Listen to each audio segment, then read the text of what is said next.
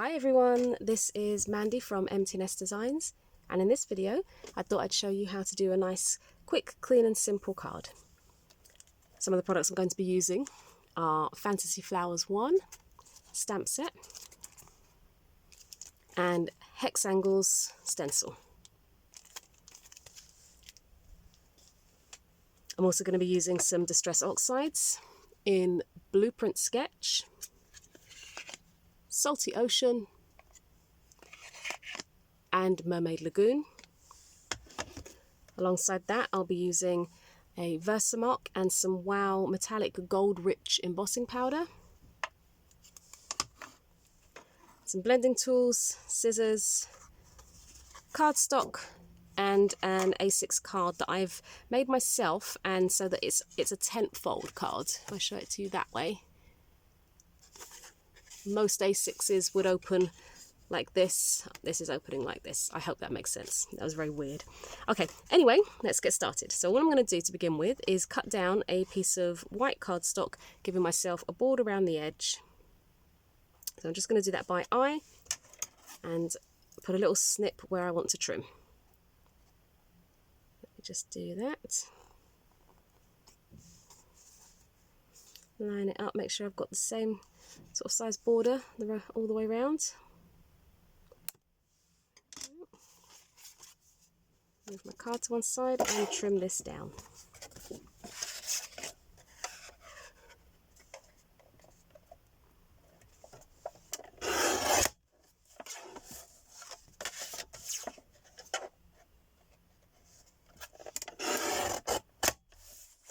Okay, just move these bits out the way. So as you can see, it has now been trimmed down to fit on this card like so. So my first thing I'm going to do is move these bits out the way and bring in the oxide inks and the stencil. So I'm going to graduate the colour, so I'm going to put them out in the order in which I want to use them. So Blueprint Sketch will be at the top, and then Mermaid Lagoon followed by Salty Ocean. So that's the order I'm going to use them in. So I'm just going to grab some of the Blueprint Sketch. I'm going to pop the stencil onto the cardstock where I want it, and I don't want it to go the whole way across, so I'm just going to move this over some so that it's hanging over the edge, kind of about covering 2/3, I guess. And then I'm going to hold this in place.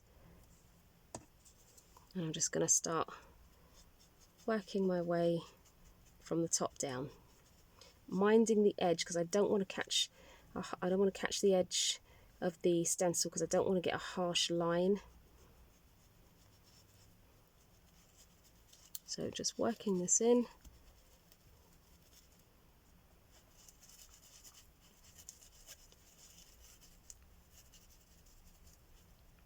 I do love the way the Distress Oxides blend. I'm going to move on to my next colour, which is going to be the Mermaid Lagoon.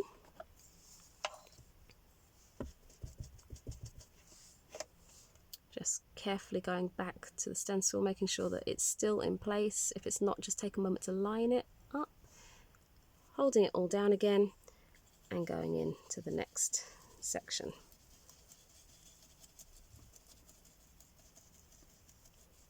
Remember to slightly go over the colour you just did so that you have a nice blend.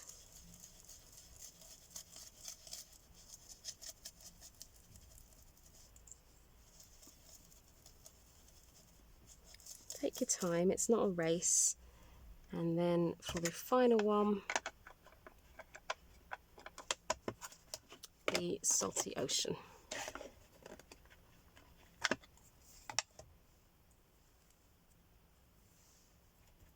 Got that nice clean blending pad.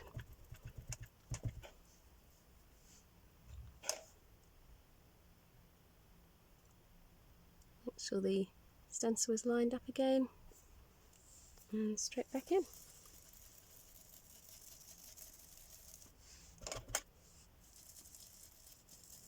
Going slightly over the previous colour,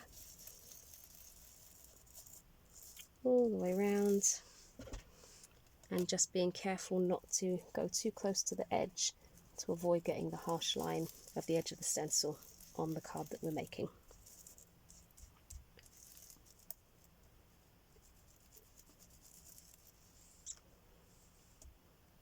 A bit more blend, and our reveal.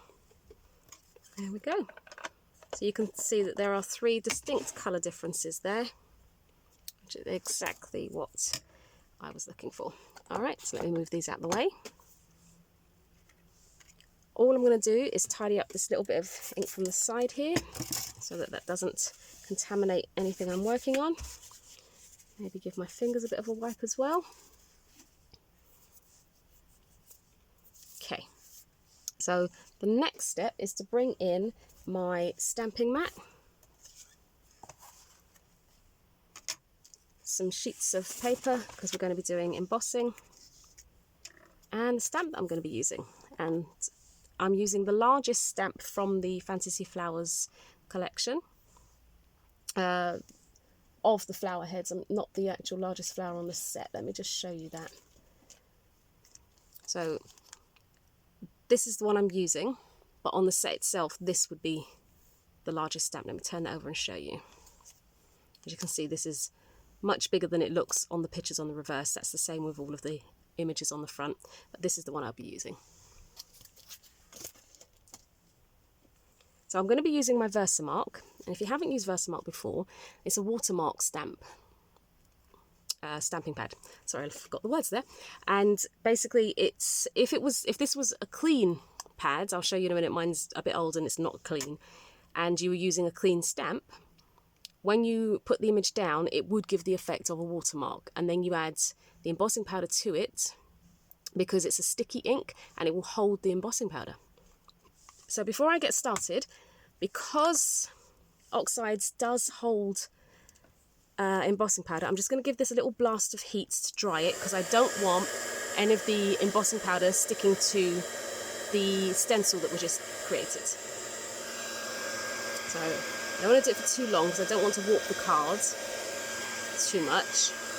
Hit it from the back to get it flat again, and hopefully that will be dry. I suppose it wouldn't be the end of the world if some of the embossing powder was picked up, but I'm just looking for the stamp to be what I want on the card, or what I want to have been embossed on the card. Alright, so take the ink to the stamp, tapping all over, making sure you get a nice good coverage. You shouldn't do it this way, but I kind of like to see that I've got the whole of the stamp done. And then we're going to stagger this going up the side here. So I'm going to turn this, because the next one I'm going to put coming from this part of the flower itself, or coming from the stem. So we're going to go slightly over a bit because I want some of the white to remain. So just place that where you want it and press down. Now you might be able to see that because, like I said, my ink pad is dirty and my stamp is also dirty, so I don't know if that's showing up for you here, but it is definitely there. So I'm going to do that another time, and then this time I'm going to make it so that it's coming from the first flower. So I'm going to go about here, just stamp that down. And then the third time, oh, I'll do it this way again. Same, coming from this flower here. One advantage of having a dirty stamp and a dirty ink pad is that I can actually see where I'm going and I'm not overlapping too much. Now I can see that I haven't lined that up really well, so I'm just going to grab my Versamark pen and just add in, oh, that's very well loved, that end, and just add a little bit in here just so that kind of looks like it's coming from that stem. Grab my embossing powder before the ink dries. You have got a while to do it because it is a sticky ink pad, but it will dry if you leave it too long. Now I've put far too much on there, but that's okay because it will only hold what it needs. Tapping off the excess. And that's where we're at so far. So let me just pop that to one side, tidy the powder back up.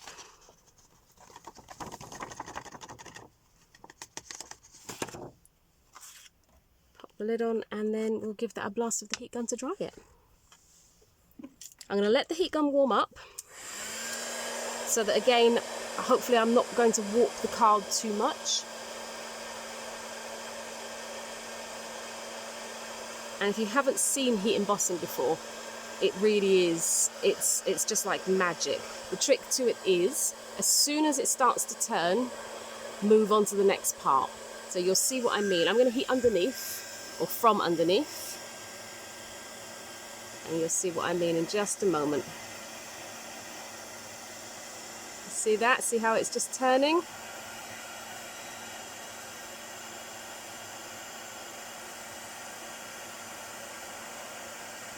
As soon as you've got one bit done, move on to the next bit.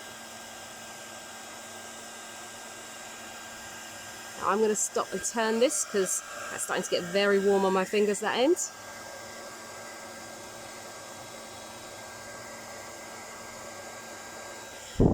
And that's that bit done. And can you see how reflective that is? Isn't that lovely? So I'm going to try and sort of just give this a bit of a bend so it will hopefully lay a bit flatter than it is at the moment when we pop it down on the card blank. Move these out of the way.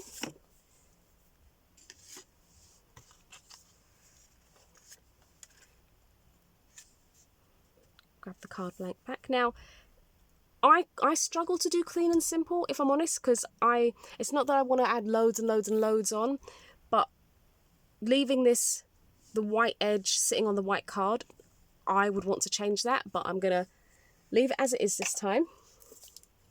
I'm not going to do anything around it to frame it or anything. I'm just going to grab my adhesive and pop it on the back here, getting a full coverage.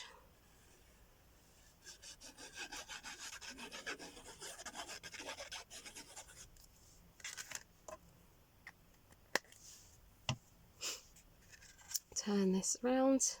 Now I'm going to make sure that I line this up, so I'm going to turn it sideways to do it so that I get a nice view of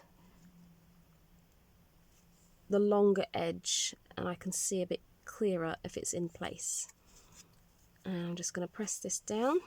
I'm actually going to flip this over and I find it easier to press from behind.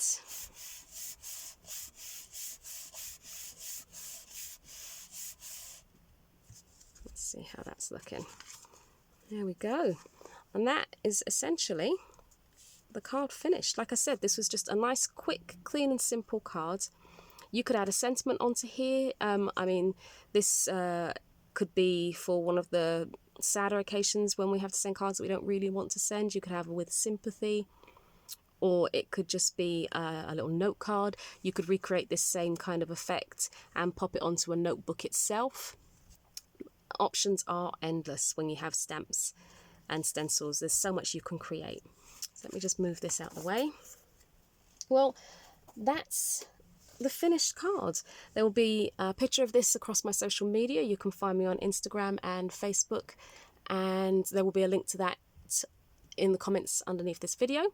Thank you so much for watching. I hope you liked the video. If you did, please give it a thumbs up and don't forget to subscribe. And thank you for watching. I'll see you next time. Bye.